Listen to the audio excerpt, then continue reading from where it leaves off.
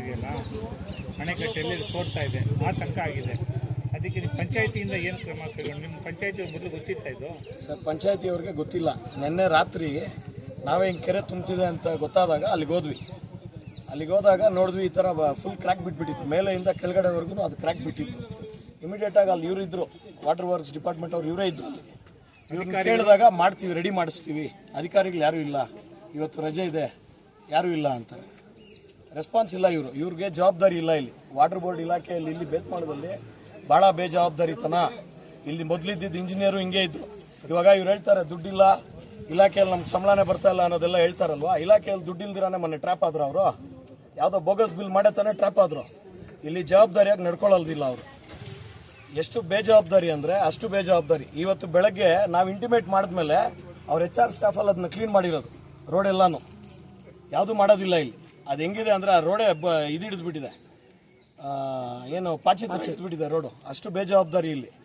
ಬೇರೆ ನಾವೇನಾದರೂ ಪಂಚಾಯತಿಯವರು ಡೆವಲಪ್ಮೆಂಟ್ ಮಾಡೋಕ್ಕೆ ಬಂದ್ರೂ ಇಲ್ಲಿ ಬಿಡೋದಿಲ್ಲ. ತಮಗೂ ಗೊತ್ತಿದೆ, ನಾಡ್ ಕಚೇರಿ ಕಟ್ಟಬೇಕು ಅಂದಾಗ ಇದೇ ವಾಟರ್ ಬೋರ್ಡ್ ಇಂಜಿನಿಯರ್ ಬಂದು ಅಡ್ಡ ಮಾಡಿದ್ರು. ನಾಡ್ ಕಚೇರಿ ಯಾರಿಗೆ? ನಮ್ಮ ಮನೆಗ, ಪಬ್ಲಿಕ್ಗೆ ತಾನೇ. ಇದು ಪಬ್ಲಿಕ್ ಪ್ರಾಪರ್ಟಿನೇ, ಗೌರ್ಮೆಂಟ್ ಪ್ರಾಪರ್ಟಿನೇ.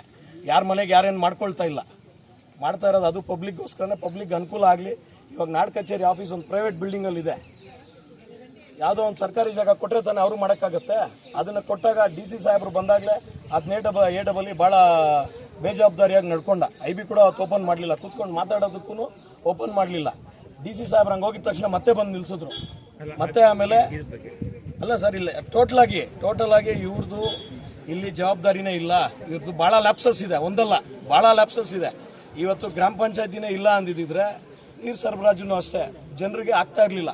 ಇವ್ರ ಇಲಾಖೆನೇ ನಂಬ್ಕೊಂಡಿದ್ರೆ ಇವ್ರು ಆಗ್ತಾರೆ. ಇವ್ರು ಬರೀ ಇವತ್ತು ದುಡ್ಡು ಕಲೆಕ್ಷನ್ ಮಾಡ್ತಾರೆ, ನೀರು ಕೊಡ್ತಾ ಇಲ್ಲ. ಗ್ರಾಮ ಪಂಚಾಯತಿನೇ ಕೊಡ್ತಾ ಇರೋದು. ಇವಾಗ ಇಲ್ಲಿ ರಿಕ್ವೈರ್ಮೆಂಟ್ ಎಷ್ಟು ದಿನಕ್ಕೆ? ಸರ್, ದಿನಕ್ಕೆ ಎಷ್ಟು ಗ್ಯಾಲನ್ ನೀರು ಬೇಕು ಕೊಡಲಿಕ್ಕೆ? ಸರ್, 1.5 ಲಕ್ಷದಿಂದ 2 ಲಕ್ಷ ಲೀಟರ್ ನೀರು ಬೇಕು ಎವ್ರಿ ಡೇ. ಕೊಡ್ತಾ ಇರೋದು ಎಷ್ಟು? ಎಲ್ಲಿ ಇಲ್ಲಿಗೆ ನಿಮ್ಗೆ ಕೊಡ್ತಾ ಇರೋದು ಎಷ್ಟು? ಇಲ್ಲ, ವಾಟರ್ ಬೋರ್ಡ್ ಅವರು 10% ಕೂಡ ಸಪ್ಲೈ ಮಾಡ್ತಾ ಇಲ್ಲ. ಇಲ್ಲಿ ವಾಟರ್ ಸಪ್ಲೈ ಇದೆ, ವಾಟರ್ ಬೋರ್ಡ್ ಇದೆ. ಇಲ್ಲಿ ಬೇಕಾದಷ್ಟು ಜನರಿಗೆ ಇಲ್ಲಿ ಕೆಲಸ ಇದೆ, ಸಂಬಳ ಕೊಡ್ತಾರೆ, ಎಲ್ಲ ಮಾಡ್ತಾರೆ. ಆದರೆ ಇವ್ರು ಎಷ್ಟು ಬೋರ್ವೆಲ್ಸ್ ಮೇಂಟೈನ್ ಮಾಡ್ತಾ ಇದಾರೆ ಅಂತ ಅವ್ರನ್ನೇ ಕ್ವಶನ್ ಮಾಡಿ ಸರ್.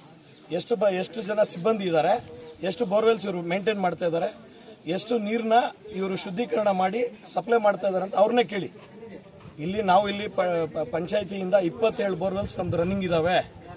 27 ರನ್ನಿಂಗ್ ಇದ್ದಾವೆ. ಒಂದು ಲ್ಯಾಪ್ಸ್ ಇಲ್ಲ, ಪ್ರತಿಯೊಂದು ರನ್ನಿಂಗಲ್ಲಿದೆ.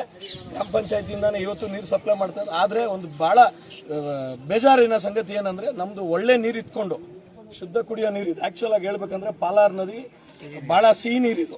ಆದ್ರೂ ನಾವು ಬೋರ್ವೆಲ್ ವಾಟರ್ ಸಪ್ಲೈ ಮಾಡ್ತೀವಿ. ಬೇಜಾರಾಗತ್ತೆ, ಕೆರೆ ತುಂಬಿದ್ರೂ ಬೇಜಾರಾಗತ್ತೆ. ಇವ್ರ ಇಲಾಖೆಯವರು ಶ್ರದ್ಧೆ ತೊಗೊಂಡು ಮಾಡಿದ್ರೆ ಭಾಳ ಜನಕ್ಕೆ ಭಾಳ ಖುಷಿ ಆಗತ್ತೆ. ಬಟ್ ಇವ್ರು ಮಾಡ್ತಾ ಇಲ್ಲ ಅದನ್ನು.